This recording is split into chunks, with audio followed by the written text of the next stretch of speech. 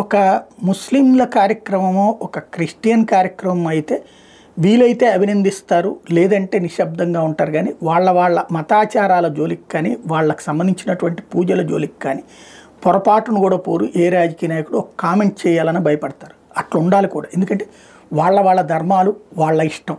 వాళ్ళు ఆ సంస్కృతిని పాటించేటటువంటి వాళ్ళు, అందులో ఉన్నటువంటి మత పెద్దలు వాళ్ళు చూసుకుంటారు. మనం తప్పుబట్టాల్సిన అవసరం లేదు. దాన్ని వ్యతిరేకించాల్సిన అవసరం లేదు.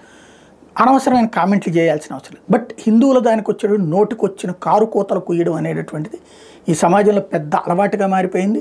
ఓ పక్కన నేరస్తుడు అంటే ఎవరు? శిక్షించబడినటువంటి వాడు. నేరానికి శిక్ష పడకముందు ఆరోపణ ఎదుర్కొనేటటువంటి వాడిని నిందితుడు అంటారు.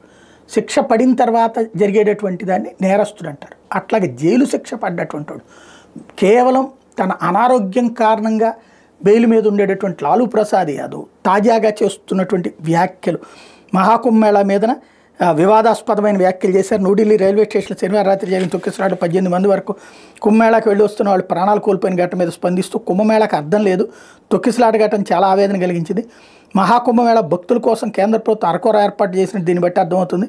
రైల్వే శాఖ పూర్తిగా విఫలమైంది. ఇందుకు బాధ్యత వహిస్తూ ఆ శాఖ మంత్రి వెంటనే రాజీనామా చేయాలని డిమాండ్ చేశారు. మహాకుంభను పురస్కరించుకుని ప్రయాగ్రాజ్లో పుణ్యస్నానాలు ఆచరించేందుకు కోట్లాదిగా జనం తరలి వెళ్లడం మీద ఆయన కుంభమేళాకు అర్థమే లేదు, అది కేవలం అర్థం లేని కార్యక్రమం అంటూ వ్యాఖ్యానించారు.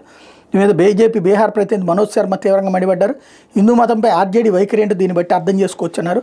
బుజ్జిగింపు రాజకీయాల కోసమే లాలూ ఇలాంటి మాటలు మాట్లాడారన్నారు.